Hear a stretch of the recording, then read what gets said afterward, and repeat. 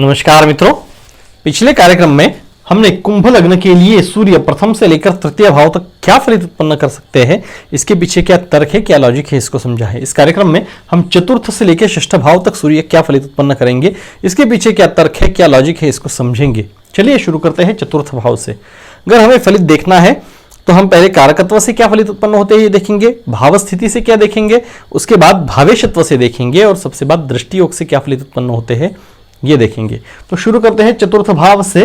पहले कारकत्व से जानेंगे सूर्य क्या फलित दे रहे हैं। कारकत्व से फलित देखने के लिए सूर्य का बल देखना जरूरी है, इस कारण इनका राशि बल तथा उसके बाद भाव बल देखेंगे। तो शुरू में सूर्य की राशि क्या है, यहाँ पे दो आंकड़ा है, यानी वृषभ राशि है। वृषभ राशि के स्वामी है शुक्र। अब शुक्र के साथ सूर्य के शत्रुत्व के संबंध है, इस कारण सूर्य यहां पर राशि बल से कम है। अब ये तो जान लिया राशि बल नहीं है या कम है। और भाव बल की अगर बात करें तो चतुर्थ भाव केंद्र भावों में से एक है, इस कारण सूर्य को भाव बल अच्छा है, भाव बल है, राशि बल कम है। इस कारण इनके कारकत्व से जो बातें जानी जाती हैं इनके मामले में मध्यम फलित मिलेंगे, यानी पिता के सौख्य के मामले में राजाश्रय, राजकृपा, गवर्नमेंट से मिलने वाला पैसा, प्रयत्नवाद, सामर्थ्य, अहंकार, आरोग्य, सामाजिक दर्जा, इनके मामले में मध्यम फलित प्राप्त होंगे। अब ये जाना कारकत्व से क्या फलित मिलेंगे इसके बारे में। अब भाव स्थिति से क्या बात पता चलती है। सूर्य चतुर्थ भाव में बैठे हैं, इनकी राशि शुक्र की है। चतुर्थ भाव में शुक्र की राशि होने के कारण चतुर्थ भाव जो है इसकी मालकियत शुक्र को प्राप्त है, यानी शुक्र इस भाव के, इस घर के स्वामी है। अब सूर्य आकर बैठ गए शत्रु के घर में, शुक्र सूर्य के शत्रु है, शत्रु के घर में सूर्य बैठ गए, इस कारण इस भाव के लिए ज्यादा शुभ फलित उत्पन्न नहीं करेंगे। तो क्या फलित उत्पन्न कर सकते हैं, तो यहां से भूमि, भवन, वाहन का सौख्य देखा जाता है। इनके मामले में सूर्य अशुभ फल उत्पन्न कर रहे हैं, यानी इस व्यक्ति को अपना घर पाने के लिए बहुत प्रयत्न करने पड़ेंगे। सूर्य प्रयत्न के कारक है, ये तर्क है। और क्या बात पता चलती है, सूर्य यहाँ पर बहुत शुभ फलित नहीं उत्पन्न कर रहे हैं, इस कारण खुद के घर के मामले में, यहाँ से वाहन भी देखा जाता है तो वाहन के मामले में कुछ ना कुछ तनाव रहेगा, ये बात पता चलती है। यहाँ से माता का सौख्य देखा जाता है, तो माता के साथ भी यहाँ पर संबंध अच्छे नहीं रहेंगे। माता के स्वभाव यहाँ से देखा जाता है, सूर्य है, इस कारण इसके माता का स्वभाव जो है ये थोड़ा उग्र रहेगा तथा अहंकारी रहेगा, ये बात पता चलती है। उनके स्वभाव में प्रयत्नवाद रहेगा, ये अच्छी बात है, लेकिन माता के साथ इसके संबंध जो है ये अच्छे नहीं रह पाएंगे, ये बात पता चलती है। माता के सौख्य में कहीं ना कहीं यहाँ के सूर्य कमी ला देंगे। और क्या, ये तो हुआ भाव स्थिति से जानी हुई बात। अब भावेशत्व से जानते हैं, सूर्य सप्तम भाव के स्वामी हैं, आकर बैठ गए चतुर्थ भाव में, क्या फलित देंगे, जोड़ लगानी है। चतुर्थ भाव से जो देखा जाता है उसकी सप्तम भाव से, चतुर्थ भाव से घर देखते हैं, सप्तम भाव से वैवाहिक सौख्य। तो वैवाहिक जोड़ीदार का जो स्वामी है, यानी सप्तम भाव का जो स्वामी है वो आकर बैठ गया घर के स्थान पर, यानी चतुर्थ भाव में, तो विवाह पश्चात घर की प्राप्ति होगी, ये बात पता चलती है, तथा विवाह पश्चात वाहन की प्राप्ति होगी, ये भी बात पता चलती है। और क्या बातें पता चलती है, तो यहां से माता का स्वभाव देखा जाता है और यहां से वैवाहिक जोड़ीदार का स्वभाव। वैवाहिक जोड़ीदार के स्वभाव का स्वामी आकर बैठ गया माता के स्वभाव के स्थान पर, इस कारण वैवाहिक जोड़ीदार के स्वभाव में और इसके माता के स्वभाव में अच्छा मिलाप रहेगा। इसके तो संबंध ठीक नहीं रहेंगे, लेकिन इसके वैवाहिक जोड़ीदार के, इसके माता के साथ संबंध अच्छे रहेंगे, ये बात पता चल रही है। अब यहां से अगर गिने सप्तम भाव से, सप्तम भाव को प्रथम मान के अगर गिने तो ये दशम आता है, यानी दशम यानी कर्म भाव, यानी वैवाहिक जोड़ीदार का कर्म भाव ये आता है, ऐसा भी देखना होगा।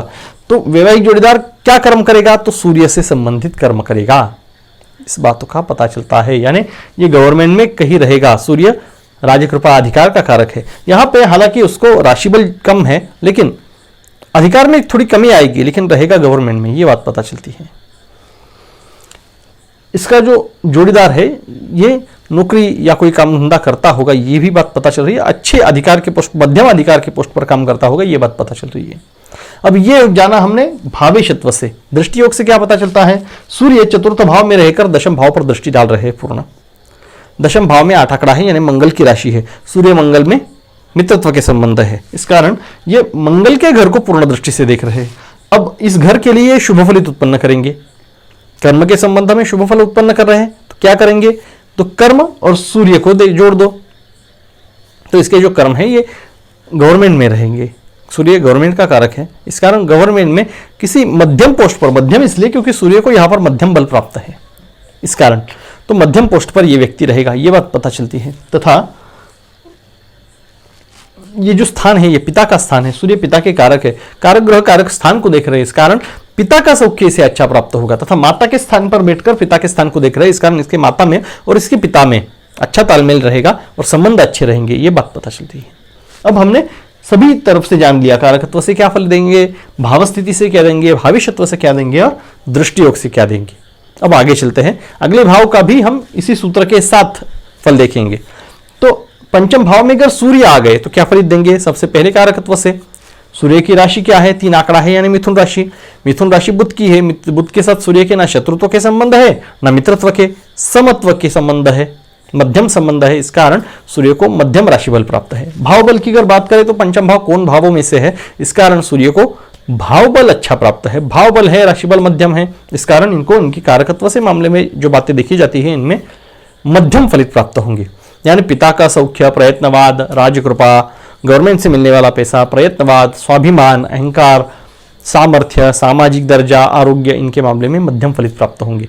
अब ये तो जान लिया कारकत्व से। भाव स्थिति से क्या पता चलता है, सूर्य बुध की राशि में है यानी पंचम भाव के स्वामी बुध है, ये मध्यम ग्रह है, इनको सूर्य इनके घर में आकर बैठ गए, इस कारण यहाँ पे मध्यम फलित उत्पन्न करेंगे, ना बहुत शुभ ना बहुत बुरे। क्या फलित उत्पन्न करेंगे, इसके लिए पंचम भाव से क्या देखा जाता है वो जानना जरूरी है। पंचम भाव से संतति देखी जाती है, जोड़ दो सूर्य के साथ, तो इसकी संतति सूर्य जैसी होगी, ये फलित होना चाहिए। लेकिन यहाँ पे राशि बुध की है, बुध नपुंसक ग्रह है, इस कारण संतति होने में कहीं ना कहीं बाधा आएगी, ये बात पता चलती है। एक तो संतति होगी ही नहीं, या होगी तो वो कर्तव्यगार होगी, सूर्य की जैसी होगी, यानी सूर्य सामर्थ्यशाली ग्रह है तो सामर्थ्यशाली अधिकारी रहेगी, ये बात पता चलती है। उसके स्वभाव में प्रयत्नवाद रहेगा, स्वाभिमानी होगा, ये बात पता चलती है। अल्प संतति रहेगी, ये बात पता चलती है। एक तो होगी नहीं या रहेगी तो एक आध रहेगी। और सूर्य पुरुष ग्रह है, इस कारण आप अंदाजा लगा सकते हैं। जरूरी नहीं सूर्य का नक्षत्र वगैरह देखना भी जरूरी होता है, लेकिन हो सकता है, हम अंदाजा लगा रहे हैं और कई योग देखना जरूरी है इसके साथ। अब पंचम भाव में, पंचम भाव से विद्या सौख्य देखा जाता है, शिक्षण का स्थान है ये। इसके बारे में सूर्य क्या फलित देंगे, तो सूर्य प्रयत्नवाद के कारक है, ये शिक्षण पूर्ण कराएंगे, मध्यम फलित यहां पर दे रहे हैं, इस कारण ये सामान्य तौर पर शिक्षा पूर्ण करेंगे, हायर रैंक में भी नहीं, लोअर रैंक में भी नहीं, ये बात पता चलती है। अब और क्या पता चलता है, प्रणय सौख्य, प्रेम प्रकरण, इनका ये स्थान है, तो सूर्य यहां पर बस चारित्र्य साफ रखेंगे, इतनी बात पता चलती है। प्रेम प्रकरण या समाज की बंधनों को लांघकर प्रणय सौख्य, ये सूर्य को मान्य नहीं है। सूर्य आध्यात्मिक धार्मिक ग्रह है, चारित्र्यवान ग्रह है, इस कारण ये चारित्र्य यहां पर साफ रखेंगे। अब ये तो पंचम भाव में बैठकर सूर्य क्या फलित देंगे, यानी भाव स्थिति से बात जानी। भाविष्यत्व से क्या पता चलता है, सप्तम भाव के स्वामी है सूर्य। अब सप्तम भाव के स्वामी आ गए पंचम भाव में, क्या फलित पैदा होगा, सप्तम भाव से वैवाहिक सौख्य देखते हैं और पंचम भाव से जोड़ना है हमें, संतति सौख्य देखते हैं, तो इसके वैवाहिक जोड़ीदार में और इसके संतति में तालमेल अच्छा रहेगा इनके, क्योंकि यहां से वैवाहिक जोड़ीदार का स्वभाव देखते हैं, यहां से संतति का स्वभाव जाना जाता है। तो संतति का स्वभाव यानी वैवाहिक जोड़ीदार के स्वभाव का स्वामी संतति के स्वभाव के स्थान पर तर्क लगा रहे हैं, हम योग्य जोड़ियां लगा रहे हैं, तो संतति के साथ इसके वैवाहिक जोड़ीदार के संबंध अच्छे होंगे, ये बात पहली पता चली। दूसरी बात, यहां से वैवाहिक सौख्य देखते हैं, विवाह देखते हैं, इनका स्वामी आ गया प्रेम प्रकरणों के स्थान पर, तो यहां पर प्रेम प्रकरण संभव है, प्रेम प्रकरण के पश्चात विवाह संभव है, यानी प्रेम विवाह संभव है। लेकिन यहां के जो सूर्य है ये चारित्र्य साफ रखते हैं, ये मैं पहले ही कह चुका हूं, तो प्रेम विवाह यहां पर संभव है, प्रणय सौख्य ये अच्छा देंगे। और क्या बात पता चलती है, तो सप्तम भाव से वैवाहिक जोड़ीदार का स्वभाव देखा जाता है, ये पंचम भाव में आ गए, पंचम भाव विद्या का स्वामी है, तो विद्यार्जन के समय ही इनके वैवाहिक जोड़ीदार के साथ इनके पहचान होगी, ये बात हम अंदाजे से कह सकते हैं। और क्या बात पता चलती है, तो ये तो हुआ हमने भाविष्यत्व से जाना। अब दृष्टि योग से जानते हैं, पंचम भाव में रहकर एकादश भाव को सूर्य पूर्ण दृष्टि से देख रहे हैं। एकादश भाव में 9 आंकड़ा है, यानी धनु राशि है, गुरु की राशि है, यानी गुरु और सूर्य में मित्रत्व के संबंध है, इस कारण सूर्य मित्र के घर को देख रहे हैं, मित्र के घर को देख रहे हैं, इस कारण वहां पे शुभ फलित देंगे। सूर्य को मध्यम बल प्राप्त है, इस कारण मध्यम फलित प्राप्त कराएंगे। एकादश भाव से लाभ देखते हैं, तो इस व्यक्ति को जीवन में अच्छे लाभ होंगे। कहाँ से?